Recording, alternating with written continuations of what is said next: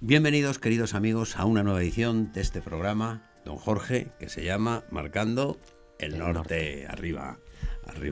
Claro, es que... Antes se decía eso de arriba los corazones. Bueno, y vamos a explicárselo a la gente que se incorpora nueva, porque no saben.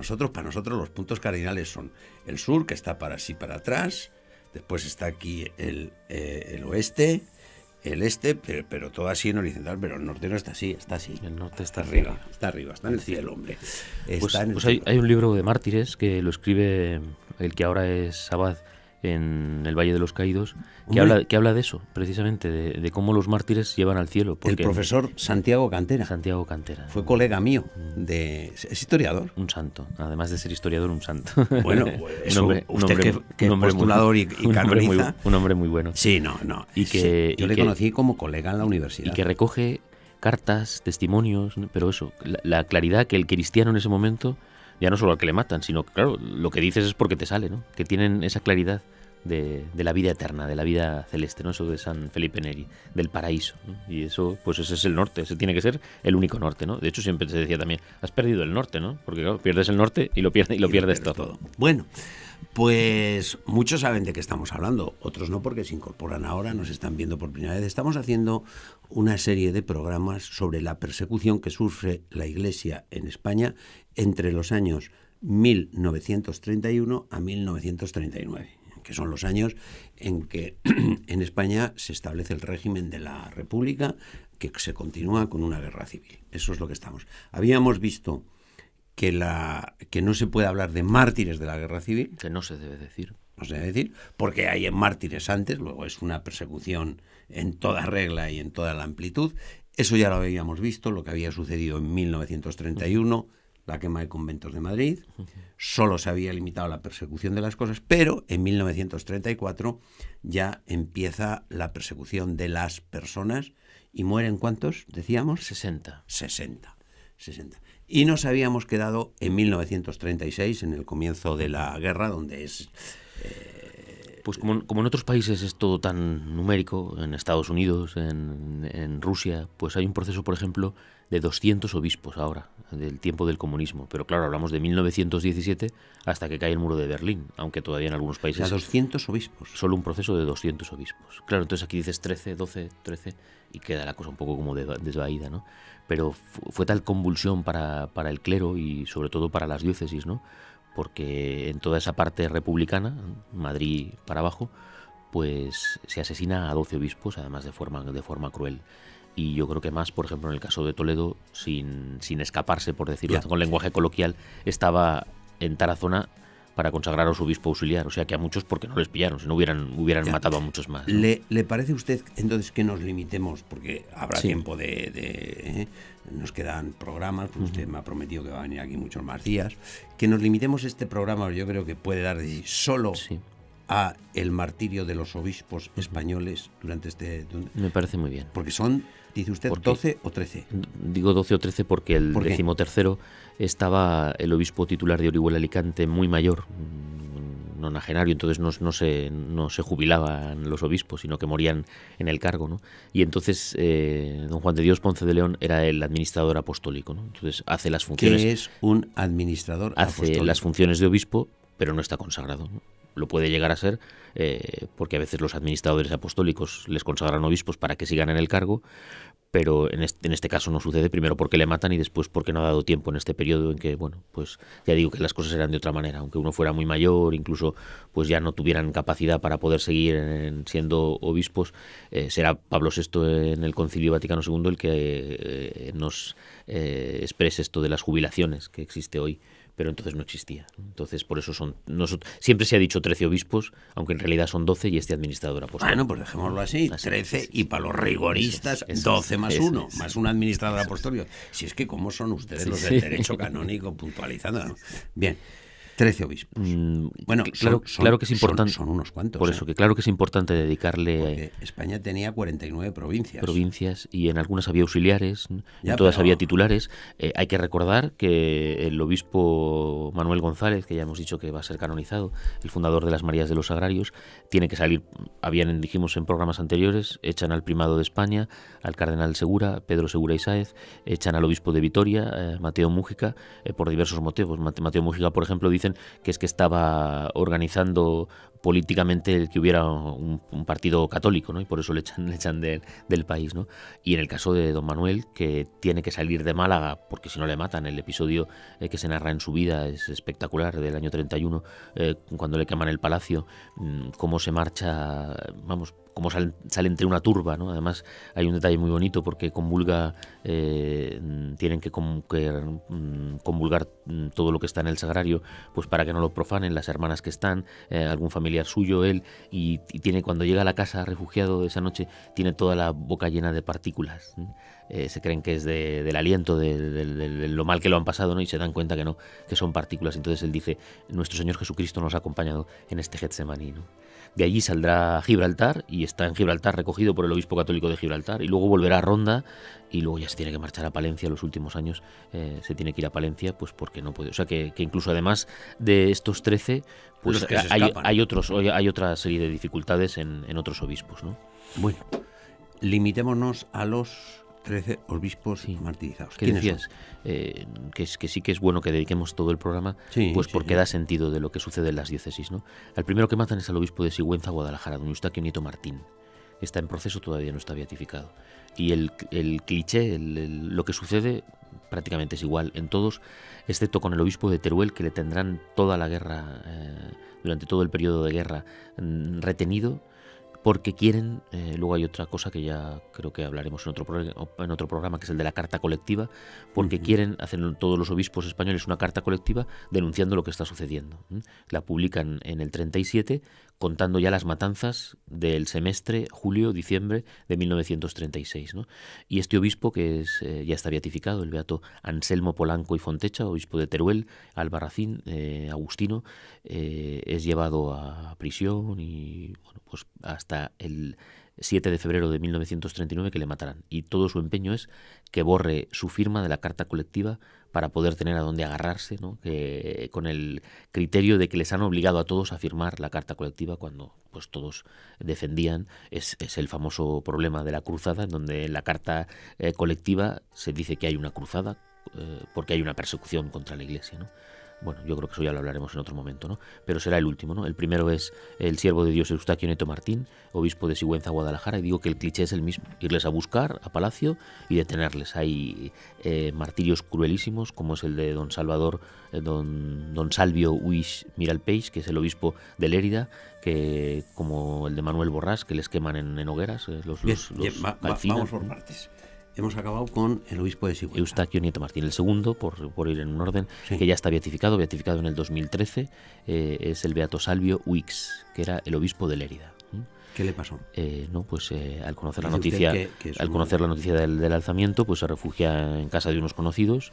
Empezaron a llegarle noticias de la brutal represión, que fue encarcelado y inmediatamente fue conducido con otros 20 presos y fusilado en las inmediaciones del cementerio. Allí lo fusilan. No es el obispo auxiliar de Tarragona, luego lo contamos, el que es incinerado, ¿no? En este caso, pues es detención, más o menos tiempo de cárcel, y por ser, normalmente venían autoridades, ¿no? Es verdad que aquí está un pez gordo, que aquí está uno de los cabecillas de la revolución, de la contrarrevolución, ¿no? Cosas de estas, ¿no?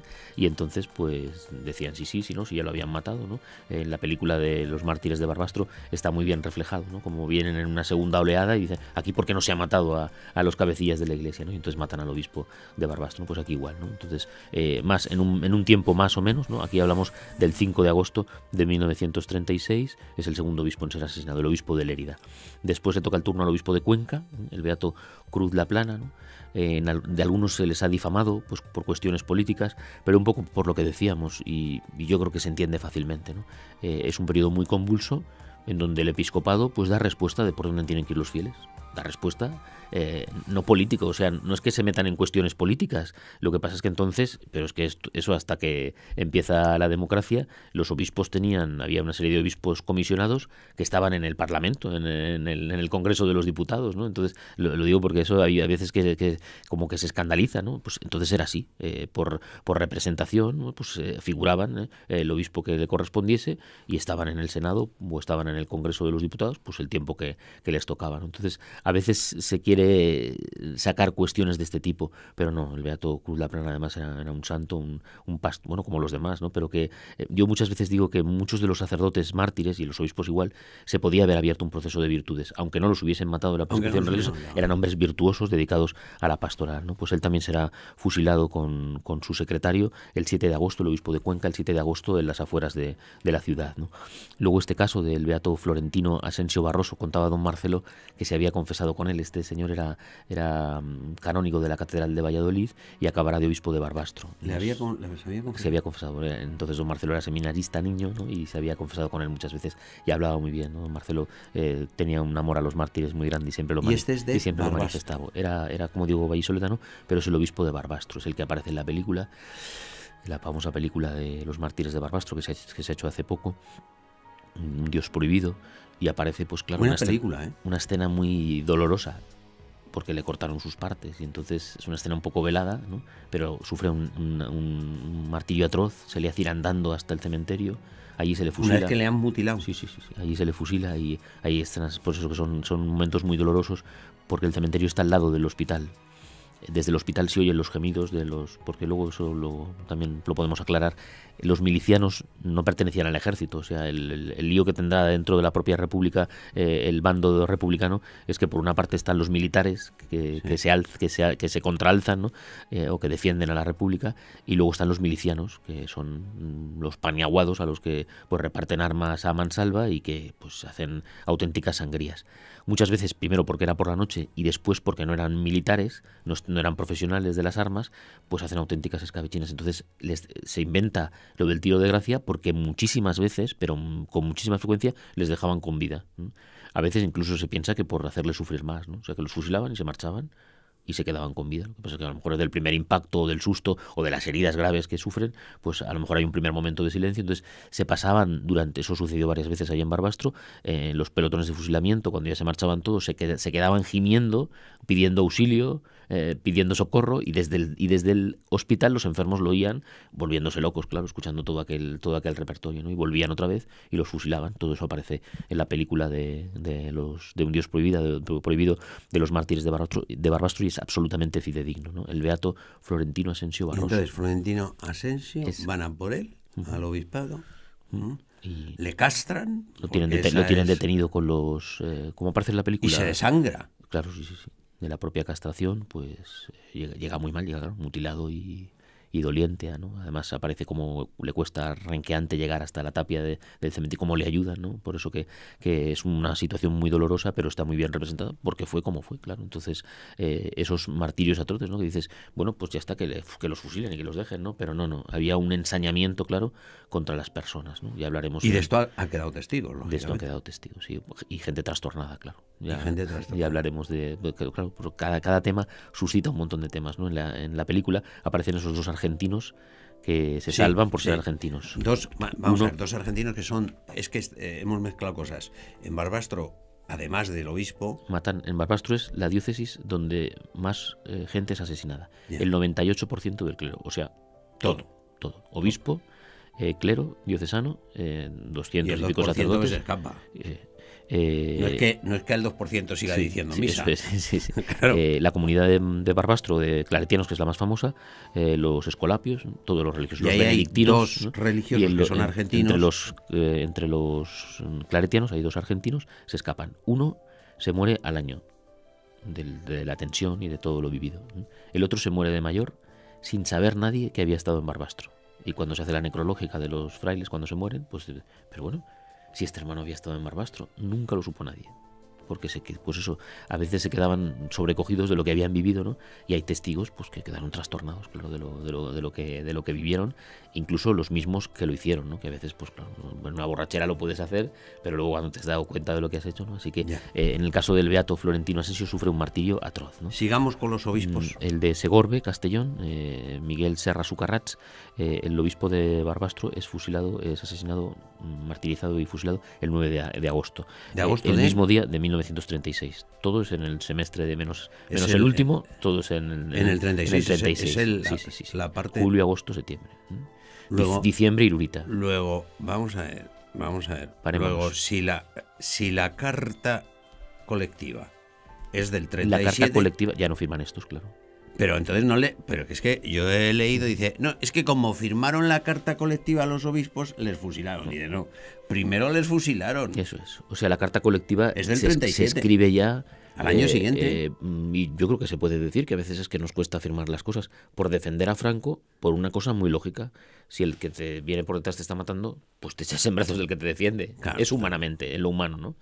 Y luego porque la carta afirma claramente que hay una persecución contra la Iglesia y se demuestra pues con la violencia que ha acontecido julio, agosto, septiembre, octubre, noviembre, diciembre, hasta el 37, que ya remite por vergüenza torera, ya que les llaman la atención desde fuera de los otros países para que frenen, ¿no?, la salvaje persecución. El obispo Serra también no está beatificado y muere también el 9 de agosto. El obispo Serra es de... Serra Sucarrats, obispo de Segorbe, Castellón. Y lo mismo, pues está detenido con el vicario general, con un hermano suyo que era sacerdote y con otros 5 religiosos y seglares y los fusilan a todos, ¿no? Otro caso muy popular que lo beatificaron en el 2013 es el de Manuel Basulto Jiménez, que era el obispo de Jaén. El obispo de Jaén muere en los famosos trenes de Jaén. Trenes enteros. ¿Qué es eso de...? Sí, yo lo sé, pues, pero es que he leído hace poco un libro sobre el Jaén es Andalucía, una de las provincias de Andalucía, y desde Jaén hasta Madrid, que está en el centro, o sea que hablamos, pues yo qué sé, ahora con Despeñaperro se llega enseguida por las carreteras, pero seguro que habrá 7-8 horas de tren entonces, ¿no? Sí. Los llenan de gente católica, los tienen encerrados en la catedral, luego los suben a los trenes, los llevan hasta el sur de Madrid y en Vallecas, en la zona de Vallecas, los fusilan. Los bajan, y ahí fusilan a don Manuel, al obispo de Jaén, con su hermana, y con otros cientos de personas, ¿no? De ahí hay muchos testigos, claro, por eso, y ahí hay libros muy buenos editados verdaderamente hace muy poco. El Tren de la Muerte se llama, un libro, por ejemplo. Y Santiago Mata, eso es, donde se narra perfectamente con documentos, que es lo de siempre, ¿no? La historia, lo que tiene, ¿no? Hemos estado con unas investigaciones de Cervantes, ¿no? Y ha llamado mucho la atención que yo decía, esto no es de fe, estos son documentos, ¿no? Entonces son declaraciones donde la gente declara, ¿no? Y claro. Entonces donde hay una historia que se narra de un tren que sale, de una cifra de personas altísima que llena los trenes y de unos asesinatos absolutamente salvajes, ¿no? Tenemos una historia en Toledo, detienen a la hermana del sacerdote, era la sacristana, la tenemos en proceso, la sierva de Dios, Visitación Otero Morán. Estaba en un pueblecito cerca de Cazorla, que Cazorla era nuestro todavía, pertenecía a la diócesis de Toledo. Y entonces al cura no le encuentran y detienen a la hermana. El cura se sube, le tienen detenido en los trenes.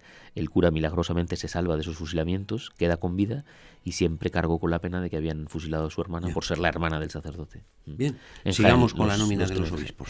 Entonces llegamos también beatificado en el 2013 al beato Manuel Borràs Ferré. Esto también es un tema muy, muy delicado. Porque ¿Por qué? Don Luis Companys, el presidente de la Generalitat, da cartas y firma con lápiz, como con miedo y avergonzado, pero lo firma con lápiz y se conserva para salvar al cardenal Vidal y Barraquer, sí, que está detenido con su obispo auxiliar. Por lo que fuera, y no vamos a entrar a juzgar al señor cardenal, pues se marcha él en un coche y salva su vida y no vuelve a España. Acabará desterrado en un monasterio, él sale de España en ese momento, o sea, la Generalitat le ofrece salir de España y sale de España y acabará en un monasterio en Friburgo, creo que es, donde morirá. Y su obispo auxiliar es asesinado. Bueno, yo creo que te tienes que encontrar, por eso digo que no se puede juzgar, ¿no? Yo creo que son momentos muy delicados, ¿no? Lo que veníamos hablando en otros momentos. El martirio es un don del Espíritu Santo. Lees la historia de los mártires y dices, yo sería incapaz a veces nos duele la cabeza, ya no podemos trabajar. Hay una religiosa en Barcelona que la cortan en trozos y la echan a los cerdos para comer, ya lo hablaremos. Yo sería incapaz de eso, ¿no? Y este era pues el obispo. El caso era su obispo. Manuel Borràs. Manuel Borràs. Estaban juntos y el caso es que, pues, el señor cardenal se salva y su obispo auxiliar se quedó allí y consiguientemente a las horas Bien. es este que digo que lo queman vivo. Que lo queman vivo. ¿no? Vivo. Los fusilan, perdón, y luego los cadáveres fueron incinerados, sí. Bueno. Para que no quedaran pruebas, ¿no? El beato Manuel Borràs Ferrer. Más. Y en el año 2007 beatifican al obispo de Ciudad Real, prior de las órdenes militares, había sido deán de la Catedral de Toledo, un niño huérfano de otros. Con él beatificarán a su maestro, un sacerdote de Toledo, el beato Joaquín de la Madrid, que se dedicaba a recoger niños huérfanos y sacará vocaciones casi 50.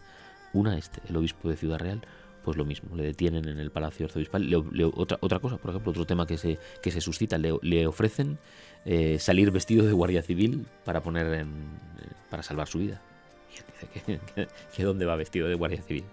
Que él es el obispo de la diócesis y que él se queda, eso se repite mucho en sacerdotes, en religiosos y en religiosas y en los obispos, ¿no?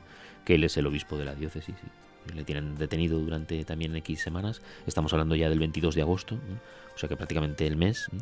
Y en el Peralvillo, que es una zona de las afueras de Ciudad Real, ahí lo fusilarán también con su secretario, el beato Narciso Esténaga. Adelante, más.